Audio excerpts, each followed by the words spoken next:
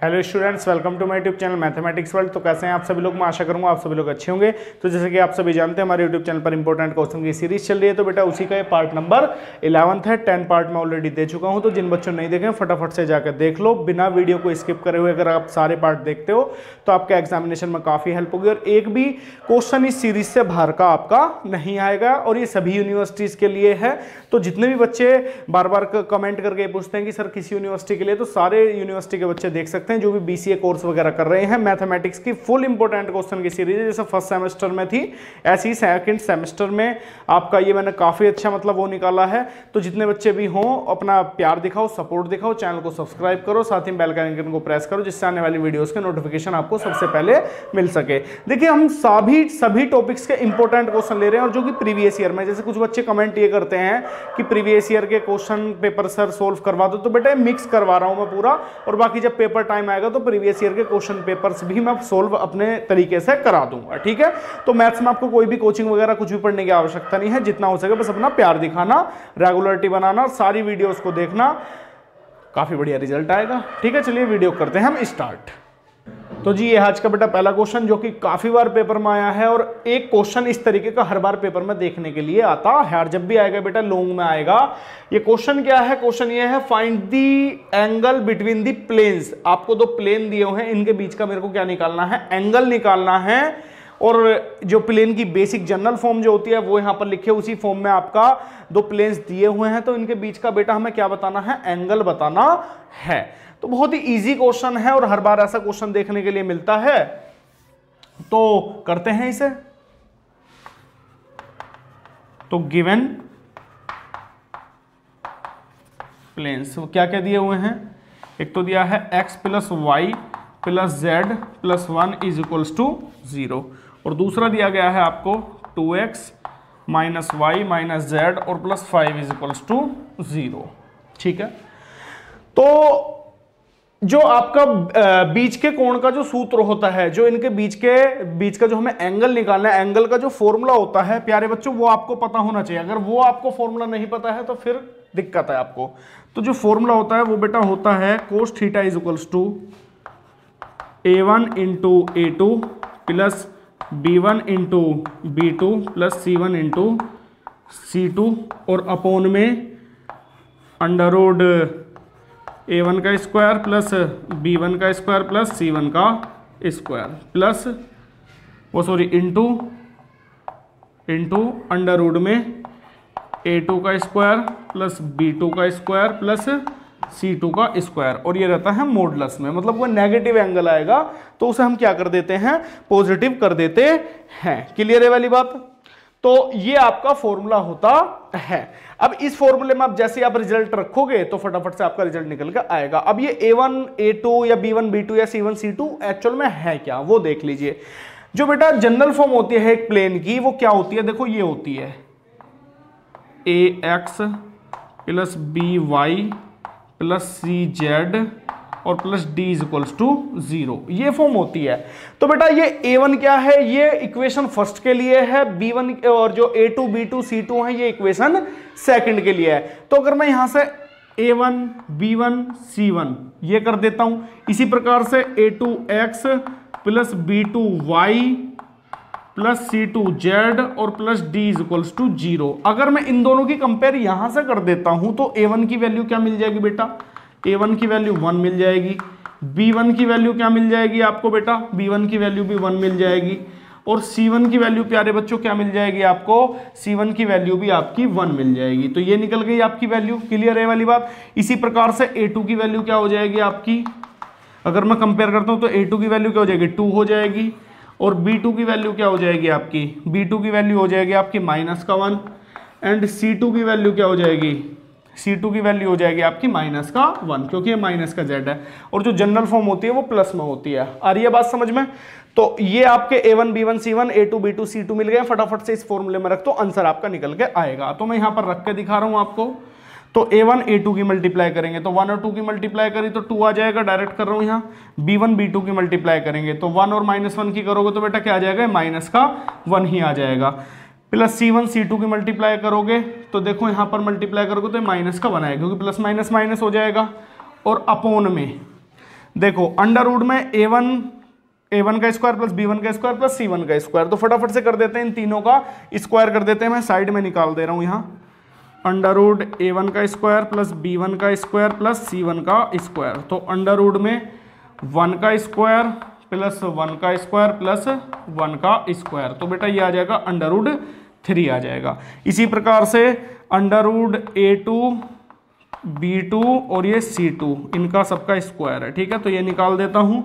तो 2 का स्क्वायर क्या हो जाएगा, देखो लिख देता हूं एक बार, 2 का स्क्वायर प्लस माइनस के 1 का स्क्वायर और प्लस माइनस के 1 का स्क्वायर, तो बेटा ये क्या निकल गया, 2 का स्क्वायर 4, 1 का स्क्वायर 1, 1 का स्क्वायर 1, तो ये अंडर रूट 6 निकल के आ जाएगा, ठीक है जी। तो ये अंडर रूट 6 आ गया। तो फटाफट से इन दोनों वैल्यूज को मैं यहाँ रख देता हूँ, अंडर रूट 3 और इंटू अंडर रूट 6। इस प्रकार से देखो यहाँ सोल्व कर देते हैं, तो ये मेरा ऊपर क्या बन जाएगा, 0 बन जाएगा, क्योंकि माइनस का 1 और माइनस का 1 माइनस कट हो गए, प्लस माइनस के कट गए, और अपॉन में अंडर रूट 18 बन जाएगा। अब देखो अगर मैं इससे डिवाइड करता हूं तो 0 आ जाएगा मेरा। कोस थीटा बराबर क्या आ जाएगा प्यारे बच्चों, जो कोस थीटा बराबर है, कोस थीटा बराबर क्या आ जाएगा आपका, 0 डिग्री आ जाएगा। बट मेरे को एंगल चाहिए ना, तो एंगल अभी नहीं आया है। अब cos theta is equals to, cos में बेटा 0 किसकी वैल्यू होती है, कोस में प्यारे बच्चों 0 होती है कोस 90 की वैल्यू, या कोस π/2 की। तो थीटा इज इक्वल्स टू क्या मिल गया आपको, π/2।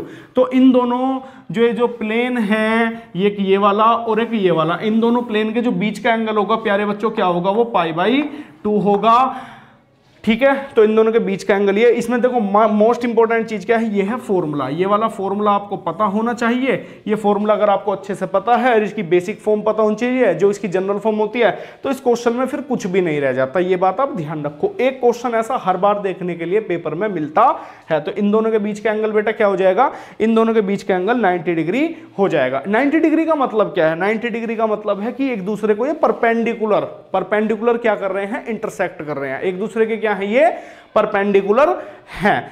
मतलब परपेंडिकुलर कैसे कि मान लीजिए एक प्लेन आपका ऐसे है, एक प्लेन आपका ऐसे। मैं स्ट्रेट लाइन की फॉर्म में दिखा रहा हूं, बाकी अगर प्लेन की फॉर्म में देखना है तो प्लेन इस तरीके से होता है आपका कोई भी।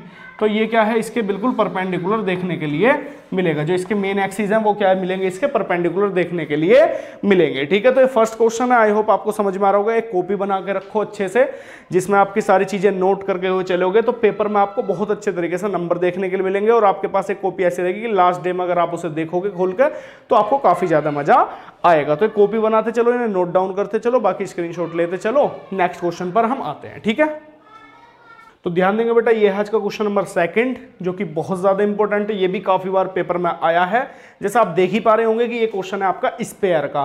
देखो जितने भी ज्यादा क्वेश्चन है अभी 3D ज्योमेट्री के भी मैं सारे क्वेश्चन ले रहा हूं धीरे धीरे करके, जिसमें स्ट्रेट लाइन के क्वेश्चन, दी प्लेन के क्वेश्चन और स्पेयर के क्वेश्चन काफी ज्यादा इंपॉर्टेंट है। जैसे मैंने आपकी चैप्टर वाली वीडियो में बताया था, जहां मैंने आपको चैप्टर डिटेल दी थी, इंपॉर्टेंट क्वेश्चन, जो इंपॉर्टेंट क्वेश्चन की सीरीज के बारे में बताया था और इंपॉर्टेंट चैप्टर्स के बारे में बताया था, मतलब सिलेबस के बारे में और इंपॉर्टेंट चैप्टर के बारे में बताया था मैंने।